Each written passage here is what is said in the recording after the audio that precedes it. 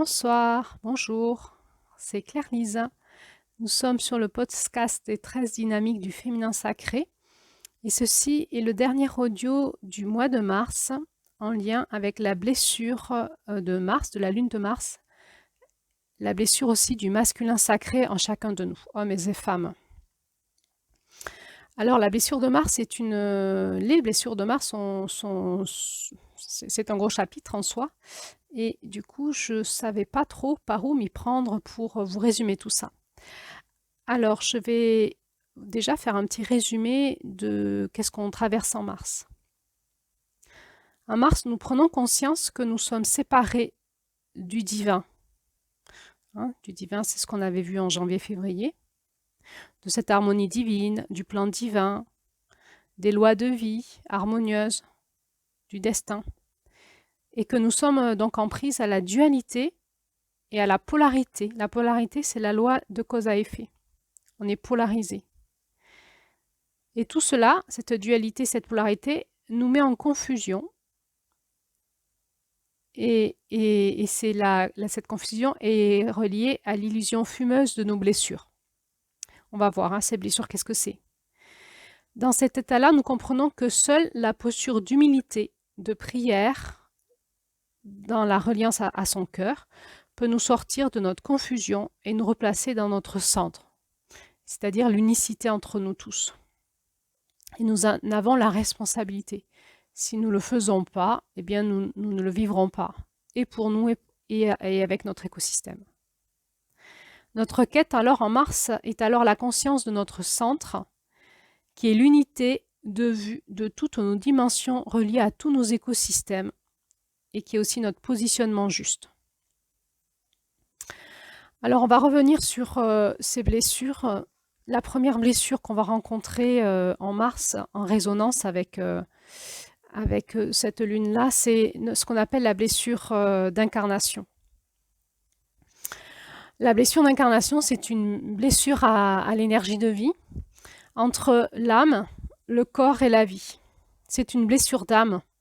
Elle peut se manifester dans des engrammages de choc spirituel dans l'âme, mais il y a aussi la rencontre avec le corps quand l'âme descend et vient s'incarner dans ce corps. Elle peut vivre des états de choc en lien avec ce qu'elle trouve dans le corps, c'est-à-dire la mémoire cellulaire du corps, la mémoire de l'ADN, la mémoire de nos ancêtres. Il peut arriver qu'on soit porteur d'un corps qui ne soit pas très sympa en termes d'énergie au démarrage et que l'âme, en rencontrant ce corps, ne se sente pas très bien. On va rencontrer aussi en mars toutes les blessures liées à la mémoire matricielle, à ce que nous avons vécu dans les matrices de nos mamans quand on était fœtus et petits bébés, mais aussi nos blessures de naissance. La blessure d'incarnation, elle est reliée à cette blessure de l'âme qui rentre dans la matière, dans le corps, et qui arrive sur Terre et qui rentre dans les lois terrestres. Mais les lois terrestres comme elles sont quand elles arrivent, c'est-à-dire dans la dualité. L'âme, elle arrive dans un corps, elle arrive dans une société, une époque, une culture, une religion, et elle arrive aussi dans une famille, et elle va vivre des choses par rapport à tout ça. Et quand on est bébé, les premières blessures qu'on va se prendre, on va appeler ça les blessures d'incarnation. La plus grande blessure d'incarnation qu'ont les êtres humains, c'est le fait d'être déracinés, désancrés de la terre. Et en fait, on n'est ni des arbres, ni des animaux finalement, même si notre corps a une dynamique animale en fait. On en est déconnecté parce qu'on vit en fait une emprise de notre structure psychique, de notre mental, dans laquelle on a mis toute notre identité et on n'a plus conscience des facultés de notre corps, de nos instincts et de nos reliances. Du coup, il va se passer pour le bébé un décalage de réalité entre ce que lui, il vit, parce que lui, quand il arrive dans son corps, il est un peu comme tout neuf, et son corps a quand même des capacités à capter les choses, comme un petit animal. avec des parents et un univers d'adultes desquels il est très dépendant et qui, eux, ne sont plus connectés à leur, ou beaucoup moins à leur corps et à leur reliance à la terre. Donc l'enfant va vivre ce décalage et ça va le mettre en angoisse parce que ce qu'il perçoit dans son corps n'est pas sécure en fait. Une dernière blessure liée à l'incarnation, qui est vraiment une blessure spirituelle, une blessure de l'âme, c'est ce qu'on appelle la nuit noire de l'âme. Alors qu'est-ce que c'est que la nuit noire de l'âme? C'est le décrochage que notre âme vit quand elle part des espaces de haute fréquence vibratoire, des espaces donc vibratoires. Et pour s'incarner, elle va descendre en fréquence. Elle va arriver sur les fréquences terrestres qui sont beaucoup plus basses. Et ce décrochage va lui faire vivre une chute comme dans le noir, appelée la nuit noire de l'âme. Et de cette expérience va naître sa blessure de séparation avec le divin et ses angoisses d'incarnation. Donc, on peut en mars ressentir ça aussi, mais à quoi ça sert de se lever le matin? Qu'est-ce qu'on vient faire sur Terre? Quel est notre but sur Terre? Quel est le sens de la vie sur Terre? Et ça peut vraiment être lié à des questionnements existentiels de notre âme. Il y a comme, on parle de l'oubli, hein, on ne sait plus d'où on vient, on ne sait plus qui on est. Il y a ce décrochage qui s'est fait, on va appeler ça aussi la blessure de séparation, je vais y revenir. Et ça peut vraiment nous habiter pendant un long, long moment. Donc, on a premièrement les blessures de la vie, à la vie, les blessures d'incarnation. Deuxièmement, on va retrouver nos blessures relationnelles. Alors, ce sont nos blessures de naissance, nos blessures relationnelles. La façon dont on est rentré en relation avec nos figures d'attachement, nos parents, nos grands-parents, nos nounous, nos frères et sœurs, depuis tout petit bébé. Et donc, tout de suite, l'enfant va s'adapter au maximum à son environnement parce que l'enfant est dépendant de ses adultes un peu tordus et il va devoir s'adapter pour survivre en fait. L'enfant, lui, il arrive dans une énergie au début assez saine, assez pure, on pourrait dire comme ça. Et il va être dans une forme d'amour inconditionnel du bébé, hein, qui va rencontrer des parents ou des adultes qui, eux, sont dans l'amour conditionnel. Donc, il va y avoir un choc de rencontre dans la relation.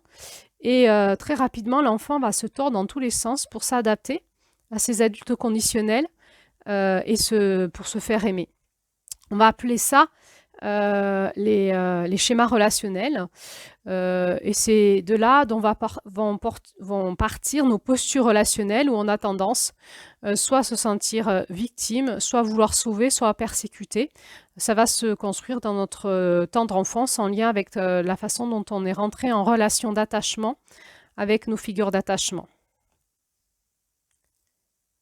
Donc cela va générer nos blessures d'amour, la sensation d'avoir été blessé dans son cœur en aimant totalement et en n'étant pas aimé en retour inconditionnellement. Et donc, on va retrouver engrammé dans notre cœur ces blessures d'amour et ça va conditionner la façon dont on va aimer ensuite. Tout cela, ces blessures en fait du petit bébé, hein, on va l'appeler finalement la blessure de séparation. La séparation de l'âme au divin, la séparation de l'enfant à l'amour. Et c'est la blessure de Mars en fait, qui démarre en mars et qu'on va se coltiner, j'ai envie de dire, jusqu'en juillet, jusqu'à la lune de juillet ou à la lune de juillet. On va voir qu'on va avoir toutes les propositions pour pouvoir guérir de notre blessure de séparation. La lune de juillet, c'est la dernière lune du masculin sur la roue des 13 mères originelles et c'est la lune de l'accomplissement du masculin. La lune de juillet, c'est celle qui aime toutes choses, c'est la guérison des blessures à l'amour et la guérison de la séparation pour retrouver l'unité. Alors, comment s'engramment ces blessures dans la matière? Alors d'abord, nos blessures d'âme, ça va être des blessures qu'on va retrouver dans l'espace vibratoire énergétique et donc dans aussi l'énergie cellulaire et ça va amener des contractions dans notre mémoire cellulaire au fin fond de nos cellules, dans l'espace vibratoire énergétique. Et on va retrouver dans la matière des encodages, des blocages, des sidérations, des failles énergétiques et vibratoires dans lesquelles vont s'engouffrer des pollutions vibratoires énergétiques. Alors là, c'est tout ce qu'on retrouve dans les soins vibratoires énergétiques, les entités vibratoires, les égrégores vibratoires, les emprises spirituelles. Et tout ce monde vibratoire énergétique va pouvoir passer par les failles de notre âme pour se nourrir de notre âme au niveau vibratoire énergétique. En fait, notre âme est porteuse de vie, mais elle a plus ou moins ses protections vibratoires abîmées et elle peut devenir un appât facile pour le monde vibratoire. Elle peut accepter à ce moment-là, soit par manque de force, c'est-à-dire par dévitalisation, soit par manipulation, de jouer avec les emprises énergétiques spirituelles. On va retrouver là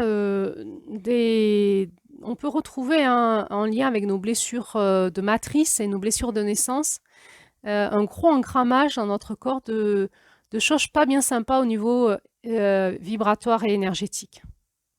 Je parle ici des emprises de notre âme. Ensuite, tout le vécu du bébé va se retrouver dans la partie archaïque de notre corps. On appelle cela la mémoire cellulaire. On va le retrouver aussi dans le système nerveux, et entre autres au niveau du cerveau reptilien, qui est l'espace de notre cerveau responsable de notre survie, et notre cerveau limbique, ou on peut appeler aussi notre cerveau émotionnel, dans lequel les premiers apprentissages du bébé vont s'inscrire. Notre cerveau reptilien est responsable de nos réflexes archaïques dans notre corps. Et donc, lui, son rôle, c'est de se défendre corporellement et de manière réflexe, c'est-à-dire que ça va très vite en nous. Il va se défendre en mode vie-mort, en mode stress-relâchement. C'est lui qui est responsable de nos modes de défense sous la forme d'attaquer, soit de se sentir sidéré ou soit de fuir. Et puis notre cerveau limbique émotionnel, lui, il est plus responsable des émotions et de la gestion de tous nos sens. Le toucher, voir, sentir, goûter, écouter, percevoir. Son langage est symbolique et il va nous parler par, entre autres, les rêves, les histoires, les poésies, la créativité. Et donc, c'est vraiment le cerveau de l'enfance.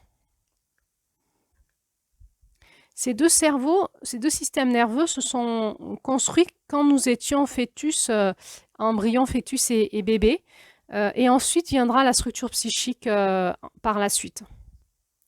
Aussi, ce petit bébé, quand il se construit dans le monde, avec le monde des adultes, de la vie sur Terre, il va d'abord engrammer de l'expérience à travers son corps, ses sens, son système nerveux archaïque et émotionnel. Il va acquérir des réflexes, et c'est ce qu'on va appeler les cuirasses de notre corps. On peut appeler ça aussi des cuirasses de caractère. C'est la façon dont notre corps réagit de manière instinctive, donc c'est pas du tout rationnel, on ne peut pas le maîtriser, à la relation, à l'amour et à la vie. On va retrouver dans notre corps de l'énergie bloquée, engrammée, on va dire infectée quelque part. On va retrouver toute une programmation au niveau de notre système neurologique et on va retrouver des réflexes de comportement en stress ou en relâchement, c'est-à-dire en tension dans notre corps, dans notre système nerveux ou plutôt en baba cool, si je puis dire comme ça. Et on va retrouver aussi dans notre corps notre schéma d'attachement et de sécurité ontologique aux liens affectifs et d'amour. Et tout ça finalement, dans la lune de Mars, qui est cette lune de démarrage de quelque chose, chaque fois qu'on redémarre quelque chose, on va retraverser nos mémoires de démarrage de notre vie, qui étaient finalement nos mémoires de matrice, de naissance. Bien sûr, on va retrouver les mémoires de naissance, de la naissance, du jour de notre naissance. Et puis ensuite, des premiers mois de vie, quand on était un bébé. Et donc, on va retrouver peut-être l'expression dans notre corps et de notre système archaïque. Alors on peut retrouver en nous, dans ces mémoires archaïques, ces blessures archaïques, des inversions à la vie. C'est ce que je vais appeler, des inversions à la vie. C'est-à-dire que dans notre système, suivant comment on est arrivé sur terre, on peut avoir intégré que la vie, en fait, c'est la mort. Donc vivre, c'est souffrir ou mourir et plus je vais dans la vie, plus j'ai l'impression de mourir. Donc la vie sur terre, ça devient l'enfer. L'inversion vient du choc de la blessure. Cela crée une vraie inversion électromagnétique dans mon âme et donc dans mon être. On va aussi retrouver des inversions au divin. Le divin devient persécuteur. Je suis donc bien seule en tant qu'âme à me défendre dans un positionnement de victime et je cherche à sauver le monde autour de moi ou à trouver des sauveteurs. On peut aussi vivre des coupures au divin. Il n'existe pas ou je ne me sens pas connectée à lui. Les autres, oui, mais pas moi. Moi, j'y arrive pas. Et on peut retrouver ces sensations de coupure au niveau de notre cœur. On va le retrouver dans les espaces énergétiques et vibratoires, mais on peut aussi les retrouver dans les espaces émotionnels et même physiques. On peut retrouver aussi, il y a cette période de début de vie, des coupures ou des mises à distance de l'amour. Je ne ressens pas d'amour ou je mets à distance l'amour dans ma vie.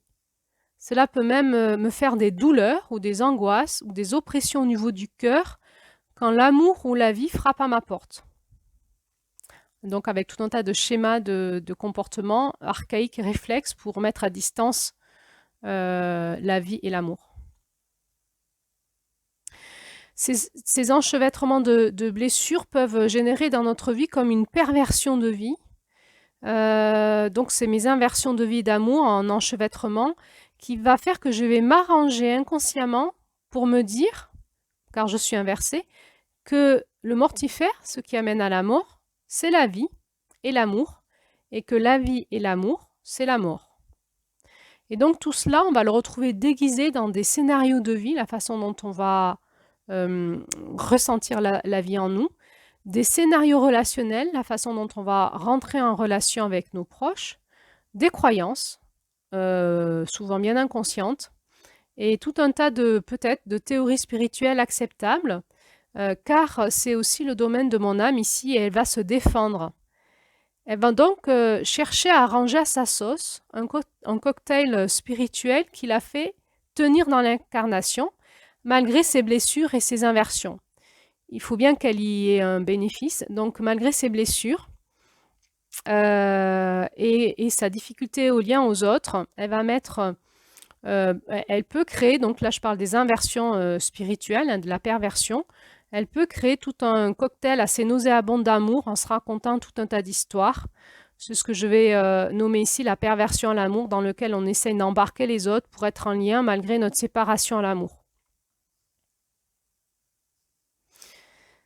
En réalité, c'est à travers l'expérience de l'incarnation que notre âme s'éveille à l'amour. Donc, tout ce qu'on va retraverser à chaque début de cycle, que ce soit un début d'une journée, un début d'année, un début de relation, début de travail, tout ce qui est démarrage, et donc il y a tout un engrammage de choses qu'on peut vivre, hein. C'est toute la matière à transformer, à transmuter pour retrouver l'amour en nous, en fait, dans notre âme.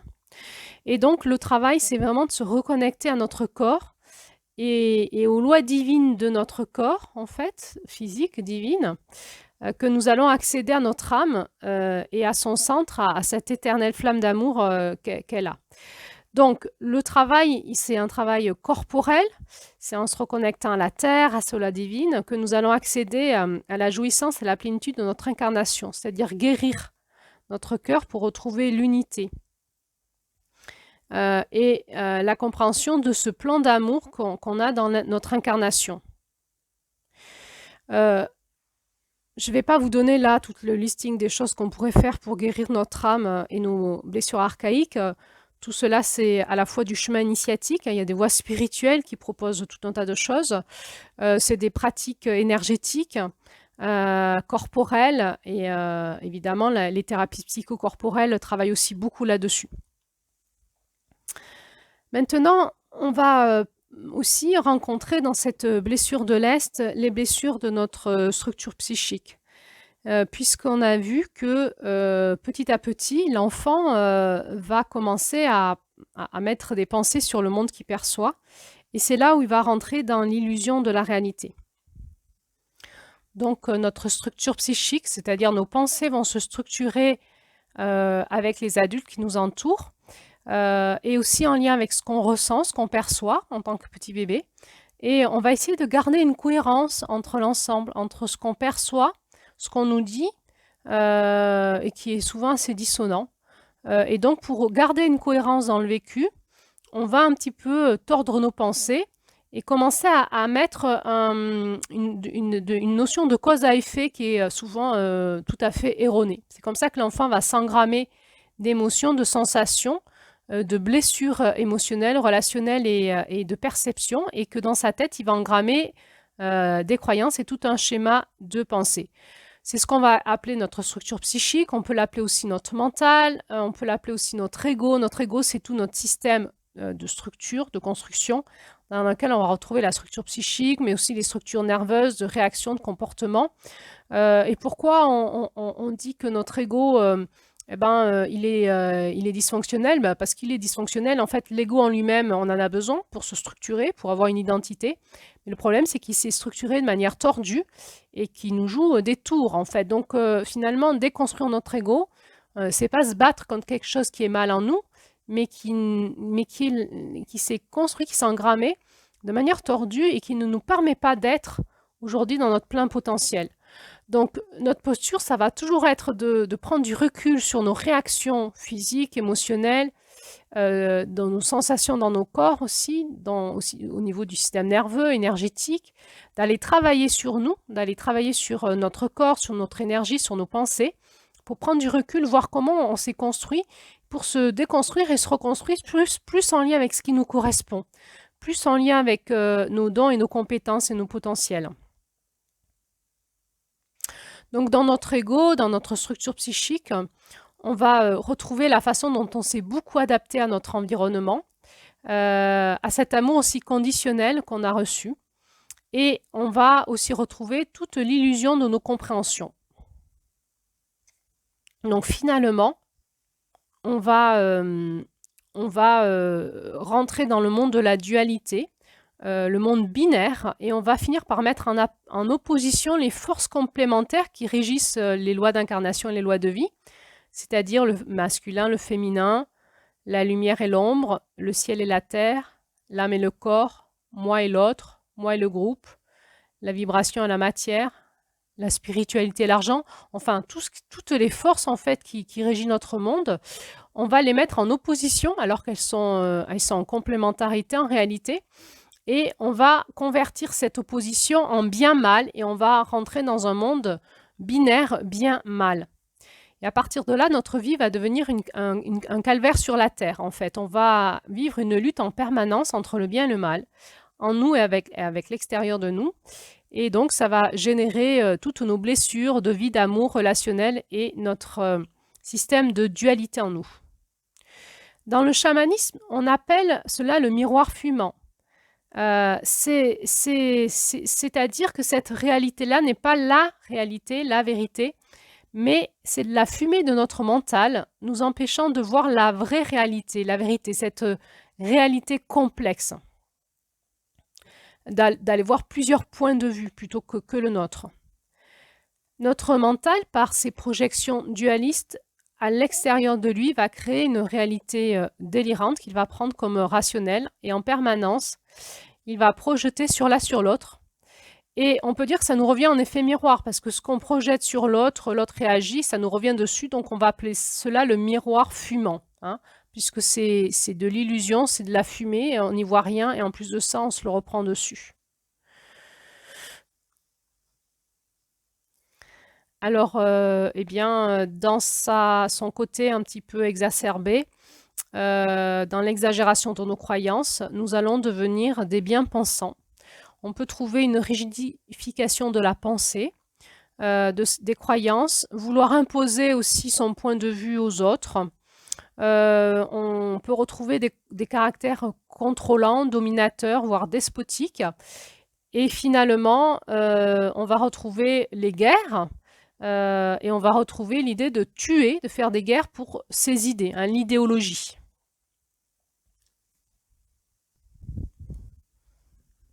Alors, on va retrouver ainsi toutes ce qu'on va appeler les blessures du masculin, qu'on pourrait résumer par l'abus de pouvoir, le pouvoir des mots, le pouvoir des pensées, le pouvoir des actes, les pouvoirs des actes déviants, bien sûr, l'abus de pouvoir des pulsions liées à nos hormones, liées à nos réflexes archaïques, hein, liées à, entre autres, l'énergie de la colère. Quand elle est mal utilisée, elle va détruire et on va pouvoir faire de l'abus de pouvoir avec.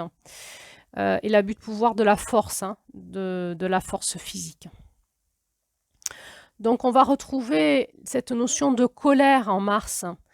Si elle n'a pas été utilisée dans cette rage de vivre, hein, pour se redresser, on va la retrouver soit refoulée parce qu'elle a été interdite face à un système autoritaire, ou en excès parce qu'elle a été beaucoup utilisée, mais elle est bloquée dans le corps et elle est projetée sur l'autre et elle ne permet pas de se dresser, hein. Elle n'est pas projetée vers le ciel ou dans la terre, elle est projetée sur l'autre et donc elle va s'engrammer dans un système de comportement dans l'idée que quand je suis en colère, j'arrive à avoir ce que je veux. Donc on va retrouver des comportements colériques. La colère, elle est bien évidemment aussi reliée à l'injustice. Et la blessure de Mars, c'est la blessure d'injustice. Donc avec la façon dont on a été éduqué, en bien mal, et dont on a été puni, jugé, mal compris, et donc corrigé d'une façon tout à fait injuste. On voit bien que la capacité qu'auraient des parents à utiliser la gardienne de la justice pour éduquer leurs enfants serait évidemment pleine de pouvoir de vie, mais nous ne l'avons pas de manière naturelle, instinctive, et nous éduquons nos enfants dans une réalité binaire et souvent injuste pour eux. On va retrouver derrière cette colère, la notion de culpabilité, c'est une forme de colère une colère et une honte, hein, mal orientée. Il peut y avoir une vraie culpabilité, c'est-à-dire qu'on peut se sentir coupable d'excès de colère, de force ou d'abus de pouvoir qu'on a eu. Et c'est normal, on apprend dans ce conte qu'on apprend de nos erreurs par l'expérience. Donc évidemment que nous avons à remettre en question en nous toutes les abus qu'on peut faire par nos mots, nos pensées, nos actes, nos pulsions, notre force, qu'elle soit de caractère physique ou quelconque, et jauger ça en nous et ressentir de la bonne culpabilité donc pour rectifier nos actes. Mais nous allons aussi retrouver cette fausse culpabilité engrammée dans notre masculin, où effectivement le fait qu'on se redresse, qu'on résiste, qu'on lutte dans quelque chose, dans un sentiment d'injustice, peut avoir fait que l'autre nous ait brisé, hein, l'autre étant éventuellement notre éducateur ou notre ami ou notre parent ou notre nounou, je ne sais pas qui, nous ait brisé par la culpabilisation, nous disant que ce qu'on faisait, c'était mal. Et on va, dans notre masculin, on va retrouver engrammé cette culpabilisation qui va vraiment être génératrice de blessures de notre masculin et même, voire même de blessures dans le corps, hein, de maladies. Alors notre masculin blessé va être courbé, hein, va avoir les épaules courbées, un corps un petit peu voûté, du mal à se redresser, du mal à être fier, à utiliser sa puissance, hein. Il va confondre puissance et abus de pouvoir. Il va penser que la puissance, c'est dangereux, c'est mal, ou ça va être rejeté. On va retrouver dans nos blessures du masculin la notion de procrastination, la difficulté à se mettre en route, en action, avoir du sens dans nos actions, avoir les idées claires sur ce qu'il faut qu'on fasse, avec une énergie masculine bloquée. Nous allons aussi retrouver des difficultés à nous rencontrer dans nos profondeurs, à savoir qui on est, de quels talents nous sommes porteurs, quels sont nos potentiels. On va parler ici de problèmes d'identité profonde et qui va faire qu'on manque de structure, de consistance, de relief, de présence à soi, à l'intérieur de soi, et que nous allons être très adaptés aux autres, très conciliants, assez manipulables. C'est la peur du rejet qui nous fait être comme ça, ou la peur d'être abandonné, ou de ne pas être aimé, qui fait qu'on a appris à réduire notre masculin et à être plus dans du féminin, et donc à être plus dans la soumission et on va s'être suradapté à notre environnement. Il peut y avoir aussi engrammé en nous un interdit de la colère. Et donc, la colère étant la première énergie de vie qui va nous empêcher vraiment de vivre. Alors, du coup, on va retrouver là aussi tout ce qui est les déviances sexuelles. On a vu dans l'énergie de Mars qu'il y a cette histoire de sève, de double énergie dans l'arbre, de sève qui remonte et d'énergie du soleil qui pénètre l'arbre et qui va féconder la terre. Et des profondeurs de la terre remonte la sève. Ça nous parle vraiment de l'énergie de notre Kundalini dans notre colonne vertébrale. La Kundalini, c'est vraiment l'énergie de notre arbre qui est dans notre colonne vertébrale et qui circule dans nos corps énergétiques. Et si elle est bloquée, elle va générer des déviances de comportement, dont la sexualité. C'est l'énergie de vie qui est en nous, c'est notre énergie aussi sexuelle. Et donc, notre colère ou nos blessures à l'amour, nos blessures comportementales, nos vides, nos besoins d'affection, on va les retrouver engrammés dans la sexualité. Donc, la relation sexuelle nous parle beaucoup de la façon dont on s'est créé aussi tout petit bébé dans le ventre de notre maman et les premiers mois de vie. Et on va retrouver dans notre façon on va dire, instinctive de vivre notre sexualité, peut-être des déviances sexuelles.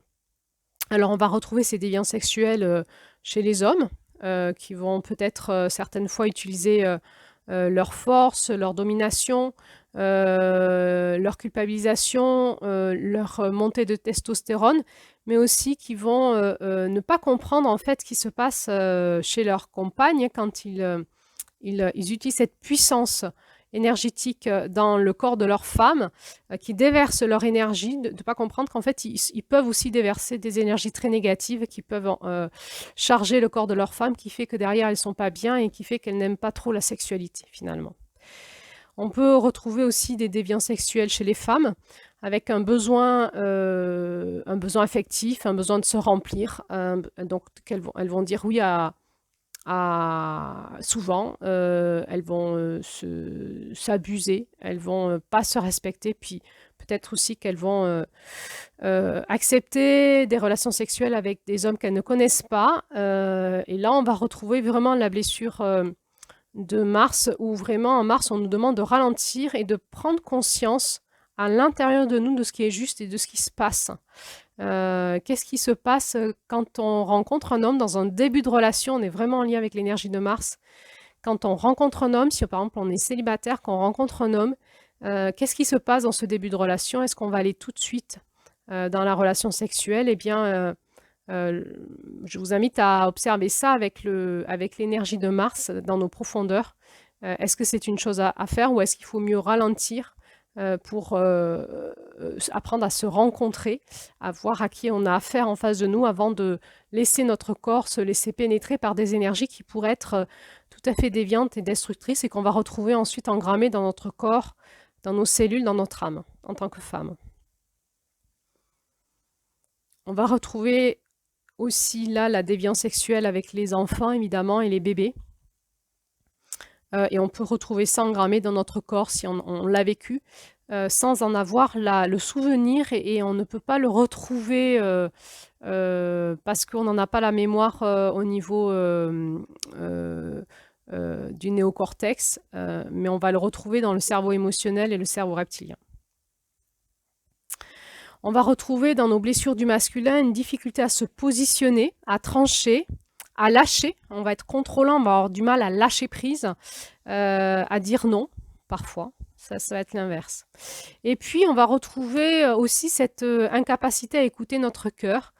On peut retrouver un ego surdimensionné, très égocentrique, avec une incapacité à voir l'écosystème qui l'entoure, une difficulté à rentrer dans l'intelligence relationnelle, l'intelligence systémique des systèmes, l'intelligence complexe, et avec finalement une intelligence assez pauvre, binaire, très égocentrique et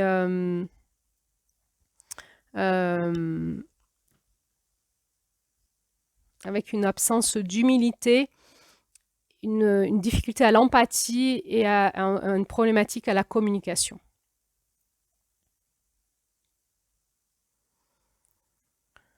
Voilà, on va retrouver les blessures spirituelles, hein, la difficulté à se reconnecter au monde spirituel, à le ressentir, à le comprendre, à se reconnecter à lui, à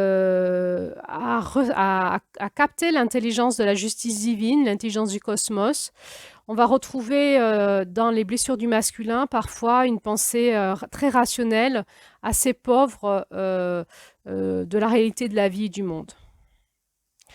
Alors finalement, je finirai par dire que le masculin, c'est notre capacité à la maîtrise du feu, ce feu du dragon en nous, hein, de la colère, la capacité à le faire monter de la terre vers le ciel et du ciel à la terre pour se redresser. Donc c'est à la fois énergétique, spirituel, vibratoire, relationnel. C'est engrammé dans nos cellules, dans nos réflexes. Mais c'est aussi ce feu qui n'est pas visible parce qu'il réside à l'intérieur de notre cœur et qu'il est porté à son point d'incandescence qu'à travers notre reconnexion à cette fameuse flamme de l'éternel amour que nous avons au fond de nous. Donc notre côté masculin, c'est aussi notre capacité à redécouvrir ce feu intérieur, à transcender ce feu du dragon finalement, à le transcender dans le feu de l'amour au fond de nous et à le retrouver pour le transcender et le faire rentrer dans sa consistance, sa densité de l'incarnation pour pouvoir l'incarner dans notre posture. Donc je finirai cet audio par dire que notre masculin sacré nous parle de savoir nous reconnecter à la terre, à notre terre intérieure, en déblayant nos obstacles et en la labourant pour en faire un bon terreau pour la suite. C'est assez besogneux, hein, on va parler là de discipline personnelle, il faut se mettre au travail en nous, dans la matière, prendre conscience, déblayer, dire oui, oser l'expérience, oser traverser pour alchimiser, agir, réparer, ranger, structurer pour que la vie prenne en nous. Il faut aussi oser dire non et trancher. Notre masculin sacré travaille notre axe, notre alignement d'intégrité spirituelle, cet alignement tertiel dans notre cœur et autour de notre colonne vertébrale, ce que j'appelle la Kundalini. Il vient nous amener la vérité de ce qui est. Cette force masculine en nous, c'est la conscience qui descend de la lumière divine et qui prend racine à la base de notre corps, on appelle ça le chakra racine, pour pouvoir prendre corps avec la terre et ensuite s'ériger en retour en nous, dans notre colonne vertébrale et pour nous pousser à l'action juste avec autorité. Nous sentons cette force qui vient de la terre par notre chakra racine, nous la sentons dans notre bassin, dans nos jambes, nos viscères, nous redressant tout entière dans notre corps pour passer à l'action juste. Tout cela va se réintégrer en nous par l'expérience du corps et de ses réflexes de vie, réintégrés dans le bon sens. Cela se sent en nous, en bas de nous, nous redonnant notre sécurité ontologique sur Terre. Nous pouvons alors y mettre ces mots, mais qu'après expérimentation, ces mots de cette force, de cette puissance, de se sentir érigée, droite, intègre, cette sensation d'avoir une colère saine, d'action juste, du bienfait de trancher, de prendre position, de réparer, aussi la notion de responsabilité. On va aussi retrouver dans notre masculin sacré quelque chose d'inflexible, qu'on pourrait presque dire que c'est dur tellement ça bouge pas, de solide sur lequel on s'appuie quand cela tangue, surtout face à la manipulation, une sorte d'ancrage, de courage, d'audace, d'autorité personnelle. Donc seule l'expérience dans notre corps nous fait la recontacter pour la remettre dans la bonne direction. On voit que dans le conte, celle qui pèse la vérité a demandé 1 an de, on va dire, de rééducation à ces 2 femmes pour les faire repartir dans le bon sens. 1 an d'expérimentation dont certaines fois, ça a été dur, par exemple, de ne pas parler pendant 1 an. Il y a vraiment une forme de réinformation des réflexes dans le système neurologique et relationnel très puissant. Donc, si cette énergie en nous, que nous appelons notre masculin sacré, reste bloquée, cela va générer de la violence, car cette force bloquée va brûler, péter, détruire nous et autour de nous. En nous, dans notre corps, sans conscience, et dans les systèmes dans lesquels nous évoluons, car c'est ce que mon corps est, il le vibre à l'extérieur de moi, et c'est ce que je vais vivre à l'extérieur avec les autres. Donc, on va vivre cet effet miroir, vibrant, agissant, que nous allons rencontrer régulièrement dans notre vie, nous invitant à régler ce problème dans notre corps. On voit que dans l'énergie de l'Est, c'est l'énergie du renouveau, mais on peut aussi vivre dans les blessures au renouveau, finalement, la répétition de schémas et la sensation d'être harcelé malgré tout ce que l'on met en route, d'harceler, de répétition, de façon d'être en relation, de façon de rentrer dans l'amour, de façon d'être en lien. Et on a l'impression que le renouveau n'arrivera jamais, que ça se répète à l'infini. Donc là, on est dans une blessure du masculin, il y a quelque chose qu'on n'est pas allé désengrammer à nous, qu'on n'a pas compris par l'expérience et qui va se répéter par l'expérience. Tant qu'on ne l'a pas compris, ça se répète parce que c'est engrammé en nous.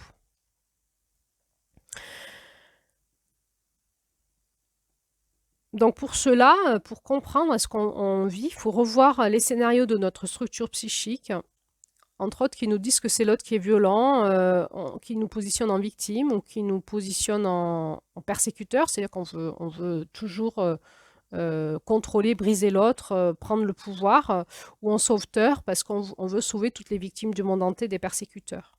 Donc il va falloir accepter de grandir. Je deviens mature spirituellement car je connais les lois de vie divine. Ce que je vibre me revient dessus, en effet miroir, et active les autres avec moi en fonction de ce que je vibre. Donc il va falloir prendre du recul, regarder ce qui se passe, essayer de comprendre et puis se déprogrammer, désengrammer, se reprogrammer. Et donc alors comment on fait? On peut faire du travail sur soi. Je vous ai parlé des chemins initiatiques, hein. Il existe des chemins initiatiques, des voies spirituelles, où on va par l'expérience revivre des choses pour se déprogrammer, reprogrammer. Bien sûr, la thérapie, le développement personnel, mais aussi nos expériences de vie, dans nos relations affectives, dans tout ce qu'on va vivre dans cette énergie de Mars. Parfois, on ne va jamais la dépasser, cette porte de Mars. On va la répéter à l'infini toute notre vie. C'est vraiment la porte du commencement. Si on n'arrive pas à la déprogrammer, à la reprogrammer dans le bon sens, on va avoir toute notre vie qui va être déviante derrière. Donc, si je vibre la violence refoulée en moi, parce que elle a été interdite, hein, où je me la suis interdite, mon corps va activer les autres dans leur violence et je vais me retrouver une éternelle victime. Car je n'ai pas repris la responsabilité de mon masculin sacré, c'est-à-dire la conscience de ce qui est en moi, de ce qui se joue dans mon inconscient et la libération des schémas en moi. Du coup, je vais avoir cette impression que les systèmes relationnels dans lesquels j'évolue me paraissent toxiques, mais en fait, ils ne sont que le reflet de ma propre toxicité intérieure. Donc, je suis responsable spirituellement et énergétiquement et relationnellement. Et cela me demande d'acquérir des techniques pour me reconnecter à mon spirituel, c'est-à-dire à mon élargissement de point de vue et à mes guidances quelque part pour me reconnecter à mon identité profonde de manière autonome et à transformer cela en moi et aussi parfois, si besoin, d'aller voir un juge extérieur, c'est-à-dire qu'on peut aller voir des médiateurs, on peut aller faire de la thérapie de couple, on peut aller faire de la thérapie systémique, et c'est pour essayer d'avancer dans notre façon d'être en relation. Donc c'est par la réintégration de notre masculin sacré en place en nous qu'on va pouvoir parler de gardien de la paix dans la guerre, que nous aurons accès à la puissance de notre féminin, notre douceur et notre vulnérabilité personnelle qui sera protégée, qui pourra ainsi s'exprimer. Voilà, donc ce qu'on peut dire à la fin de cette lune de Mars, c'est que la paix sur Terre émergera du cœur des humains, des cœurs guéris, unifiés, pacifiés, avec les lois d'incarnation, avec les lois relationnelles, les lois de dualité. Et ça passera par une guérison de notre masculin sacré à tous, notre capacité à aller rencontrer en autonomie en nous-mêmes ces prises de conscience pour pouvoir, avec notre puissance et notre force personnelle, les rectifier et rectifier notre façon d'être en relation avec les autres. Voilà, c'est en nous, dans cette vraie réalité, que nous allons aller chercher notre forme de vérité divine, juste. Et c'est ce qu'on appelle un chemin initiatique. C'est la capacité qu'on va avoir par l'expérience de comprendre ce qui se passe en nous et d'aller le rectifier.